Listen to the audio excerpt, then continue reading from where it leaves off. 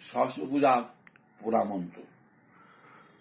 জয় জয় দেবী চরাচর সারে, কুচযুগ শোভিত মুক্তাহারে, বীণা রঞ্জিত পুস্তক হস্তে, ভগবতী ভারতী দেবী নমস্তুতে।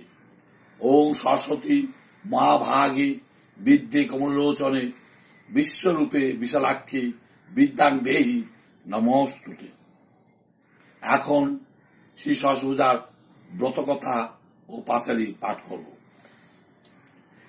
নানাবিধ ফলমূল সাজায়ে যতনে, করিবে দেবীর ধ্যান ভক্তিযুক্ত মানে। শ্বেতবর্ণা হাস্যময়ী অতি মনোহরা, রতন ভূষণ তার সব অঙ্গে ধরা। কোটিচন্দ্র প্রভাতিনী করেন ধারণ, শ্বেতবস্ত্র পরিধানে শ্বেতপদ্মাসন।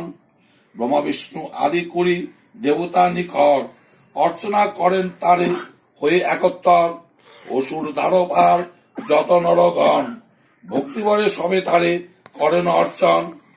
ওং ঐ সরস্বত্যই নমঃ এই মন্ত্র অষ্টাক্ষর, ভক্তিবরে সাধ্যমত জপ নিরন্তর। এই মন্ত্র যেই জন জপে ভক্তি বরে, দেবী বড় পুত্র হয় জানিবে সংসারে।